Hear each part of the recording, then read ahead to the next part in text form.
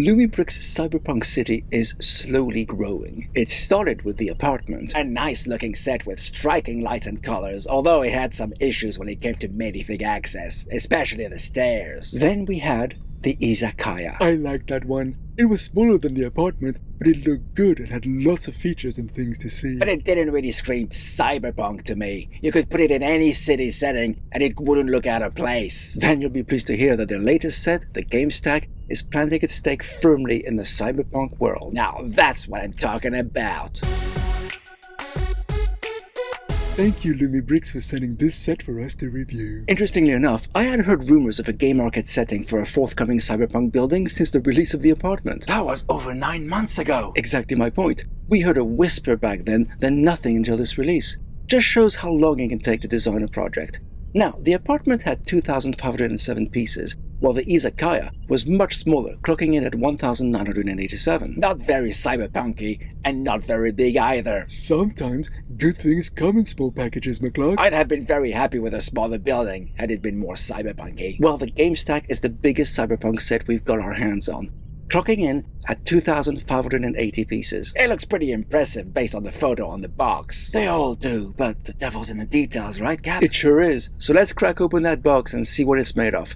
This set comes with 46 bags numbered 1 to 14, a lighting kit, of course, and a pretty massive instructions book. That's gonna take a while to build, so let's start with the minifigs. And I regret to say, as always, you have to assemble them yourself. You always have to build minifigs, McCloud, even with Lego sets. With Lego, you merely have to connect the head, torso, and legs together. Here, you have to attach the hips to the legs, connect the torso to those thin, tricky little arms, and the hands to those arms. It's a faff, and I wish Lumibricks would sort that out. It's the least enjoyable part of the experience. Actually, I don't know what they've done since the last time we built one of their sets, but although we still have to assemble their figs, the parts weren't as hard to connect this time. Much easier to click them together. Always in favor of an improved experience. Okay, so this time, we've only got 4 characters. Well, 3 actually, because the transparent one's just an AI robot of sorts. That's the smallest number of figs yet. The apartment had 7, the izakaya 6, and now only 3? Yeah, it's a very small number, which might make the finished model feel empty.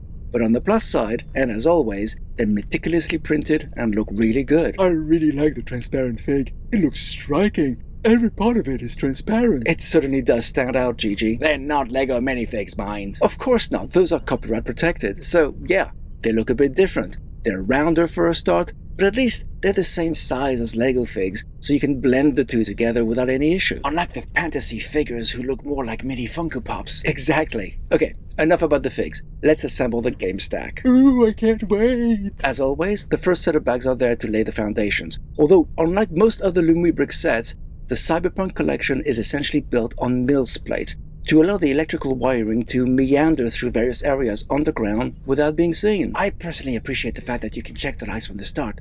This makes it much more fun to build and allows us to make sure that all the lights work before we embed them into the set. I thought it interesting that once the second set of bags were used up, the base still didn't feel finished, especially with those deep grooves on one side. What's that all about? You can't judge a building after only having used a handful of bags, McCloud. I actually found the construction to be quite different from other sets in the collection. Usually you go up gradually, bag after bag, but here, Bags 3 took a detour from that and focused on erecting a tower in one corner, building it from start to finish. That's because that tower houses a fully working lift, thanks to a handle on the right, and it seems to work really well. I like the fact that the battery pack is well integrated into the building. That's a good point. Usually those unsightly battery packs are added at the end and are often treated like an afterthought, just hanging around like an eyesore. Here, we can still see it, of course, but it looks like it's going to blend in nicely. And the best part is, since the battery's connected so early in the process, we can switch those lights as we go to see how the whole set looks with them on. And that's particularly useful with Bags 4, which focuses on the set's first store, which happens to be a bar. A bar? That ain't something you'll ever see in the Lego world. Yeah! Even when they made a modular pub, it didn't serve any alcohol. You won't get such restrictions with Lumibricks, and don't forget, the izakaya served alcohol too. True, although this set feels more seedy somehow. When you turn on the lights, you can see the floor itself is lit, as is the large fridge at the back. You'll also notice a printed tile in between the two fridge doors, as well as a printed bottle on the left. If there's one thing I like, it's the fact Lumibricks offer us so many printed parts. Much appreciated. Moving on to bags 5, we're building above the bar. Why does it look like we're just building the structure's shell? Why does it all look hollow? What's all that about? It'll become clear as we build, McClug.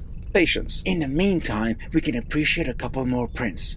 One's for MindLink, a gamer interface where you transfer your mind into a virtual game, and the other is a warning that CCTV is nearby. We've seen such signage in the apartment set. The more prints we get, the better, I say. If I never see another sticker again, it'll be too soon. Now with bag 6, we're moving to another part of the structure, erecting large magenta pillars on one side, with the top of the structure extending horizontally all the way to the lift tower. And there's a bunch of prints again, like a generic map of Neon City, along with an advert showcasing the retro realm, and 3 large printed ads on clear panels, right next to some pretty big speakers. And don't forget the rather large banner hanging from the top in between those 2 magenta pillars. I can't help shaking the feeling that this set feels like a disused industrial estate. Maybe that feeling will be alleviated once more parts are brought in. Speaking of bags, I must say that there aren't too many pieces in each, which makes for a quick building experience that isn't too difficult.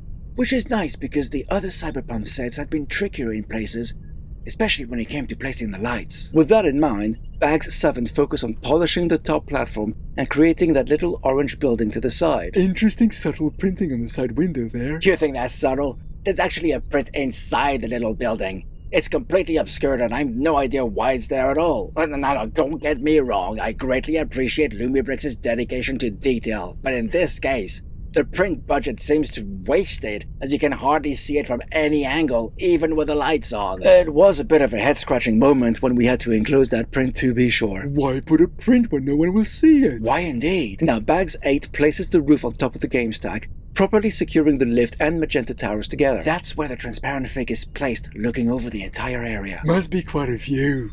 And just above it, there's an impressive-looking clear printed piece to advertise the game stack, which I bet will do great when you switch on the lights. Now, I must say, the build's been pretty uneventful up to now. Some might call it mundane. There were no challenging sections. Just follow the instructions and stack plates or bricks on top of each other to create what feels like a skeleton of a building. Well, bags 9 start to change that as we're adding large amounts of gribbling. About time! There's a massive golden cross sign to the left which has a big knobbly thing inside it, which you can actually swap from the silver one that we're currently using to either a red or a white one. What does it do? I have no idea, but at least we're given options, which is always a good thing. Now further down, there's a string of other smaller signs, the one horizontally across the whole length being the trickiest one to build.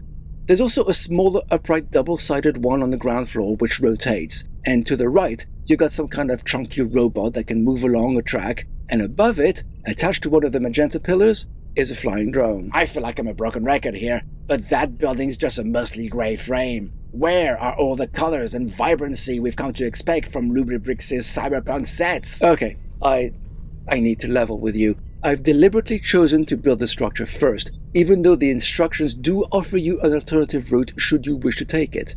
You see, it turns out that there's more than one instruction manual. There are, in fact, 4 additional smaller ones, each focusing on a different room or store. You can choose to build them all at the end, as we're about to do, or paper them throughout the build. That's a cool idea.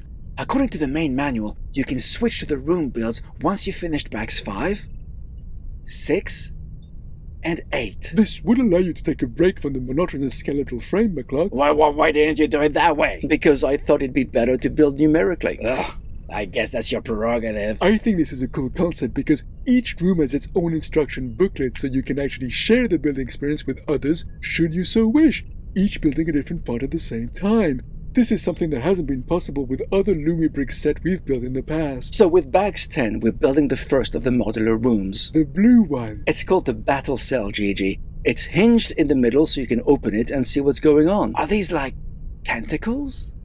Pink tentacles? Some kind of BDSM battle royale? It could be. Who knows what games they play in the cyberpunk world. That kind! What I enjoyed with this one were the building techniques, which made for a much more satisfying experience. Now, bags 11 are for the body storage unit, otherwise known as the MindLink. This is where a player uploads their consciousness into the game. Exactly that. You can access it from the back by removing part of the wall. Inside, you'll find a gamer's chair to which you can attach a minifig to. As with the battle cell, we've got printed windows and a printed transparent computer screen. Prints everywhere. Love it. Bax 12 is for a weird purple and yellow room. At first, I thought it was a place where a player can rest and recuperate. But once built, it doesn't seem to be designed for minifigs at all. You can open it by removing the roof, but there's actually a slot at the top through which you can drop a bunch of 2x2 circle tiles through it, as well as this trans-red ticket.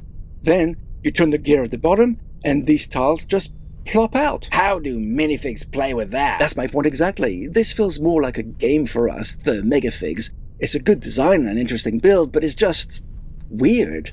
Now, finally, Bags 13 and 14 are used for the construction of the two-story retro arcade. Oh, like those coin-operated games of the 80s? The very same. Its lower level offers easy access to both minifigs and our big hands, while the top floor is dedicated to 3 of those old-style arcade games, each built in completely different ways. They're fun to assemble. You'll notice that you can choose between 4 different colored light covers for that room, depending on the mood you're in. I love that they give us options to customize the look of the set. Oh, that's barely scratching the surface, Gigi. Well, there's more customization possible? All will be revealed shortly. Since this is the final room, it's time to connect them to the main building.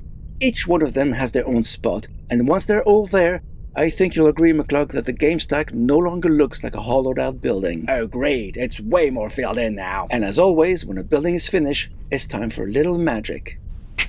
Oh, so many colors. That looks sublime. These rooms really feel like shipping containers, and the set's got a real Ready Player One feel. But considering this is all about gameplay and connections to virtual playable environments, that seems fitting. Actually, Mouse is onto something. You see, each of these small container rooms are essentially built the same way, with more or less the same dimensions, and with their power connector in exactly the same place.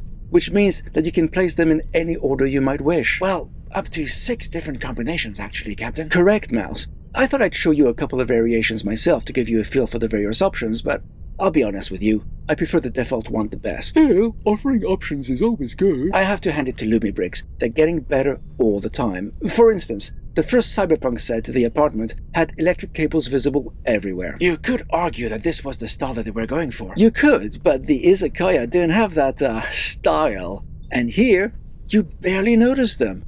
Plus, the set is definitely visually striking, unlike any other building. It really does stand out, in a good way. Yeah, but it's not perfect, mind. Nothing ever is, McCluck. Yeah, well, the issues with access continues to plague these buildings. The Apartment was the worst, with unusable stairs for minifigs. It was really disappointing. And the Izakaya had a problem with its little lift. Here, the mechanics are fine, for the most part. It can jam, especially on the way down, but on the whole, the system works. What doesn't work is being able to jam your big hands through the building to try and put a minifig in the lift. It shouldn't be that hard. Well, that's a fair comment. Another issue is the banner to the side. Now, it's really pretty and well done, but you can't see it well, and when the lights are on, only the odd part is lit up from behind, so it kind of disappears in the background, which is a shame. Look at McClug going for aesthetics. I have taste, Mouse. Oh, and speaking of, I'm concerned about the number of syringes in this set. There's one in the retro arcade area, for example, and there's another in the coin room. And, perhaps worst of all, one's dumped in the dark alley behind the bar. What's with all the drug taking? Drugs and alcohol, hey? Most definitely not a Lego set. We're not in Kansas anymore, Gigi. Another peeve of mine, more general this time. You know how much I hate stickers. Hold on, there aren't any stickers in this set. There aren't any for the decorations, that's true, and that's wonderful. But every power extension is a sticker that has to be applied to a modified 1x4 plate. Now, what I don't get is, since those power stickers always have to be put onto those exact plates, why can't they be applied in the factory? It's a pain to put them on, and I'm always worried they might peel off or something, or not be applied correctly to mess up the power flow. That's an excellent point, McClug. That, and having to assemble the minifig arms, hands, legs, and hips are my biggest annoyances with Lumibricks sets. I think it's worth noting that up to now, we've had problems with these connectors. They're designed to be used to easily remove floors or sections, seamlessly disconnecting the power as you do so. But more often than not, the clutch power between them was too strong and they'd remain attached, and so was the power cable. Well, I'm pleased to report that this wasn't an issue with the game stack, and we haven't had a single problem connecting and disconnecting those rooms. They were 100% reliable. Oh, fantastic. That shows how Lumibricks listen to their customers' feedback. And their complaints. So at the end of the day, you haven't got that much to complain about for this particular set, eh? Well, there's a couple more issues I'd like to add to the list. One, I don't understand what that coin room is all about. All the others make sense, but this one feels out of place. It's a game for us megafigs. If that's true, then it's badly out of place. A relaxing room would have been a better option, I think. And two, I know I complain about them all the time, but where are the minifigs? Not counting the AI one, we've only got 3 to play with, and that really isn't enough. It feels like the game stack is practically abandoned, not a thriving attraction. Maybe that's the feeling they were going after? Maybe. In any case, you can add figs from other sets, or from your LEGO collection, or elsewhere, to cram it with as many people as you like. Actually, never mind more figs. If you connect it to other Cyberpunk modulars, you can see how they all blend together to become part of a larger, dazzling whole. Neon City grows ever bigger. That's a very striking sight, most impressive indeed. But tell me, Mouse, how much would this game stack set you back? Well, it's made up of almost 2,600 pieces, has dozens of prints, and so many lights. If this were Lego, I'd expect it to cost close to $300 or $350 at least. Well, here, you can grab it for $130. That's like insanely good value. And actually, if you check their website, you'll often find deals and special offers, so the price you end up paying could be even lower. So there you have it. A very impressive modular building which offers customizable display options, which looks very original and striking, especially with the lights on. I'm confident in saying that this is the best Cyberpunk set Lumibricks have made to date.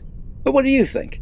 Do let us know in the comments, and if you like what we do, and how we do it, and you feel you'd like to help us out, please consider joining our Patreon. We'll leave a link to it in the description. Thanks for watching, and we'll see you again next time.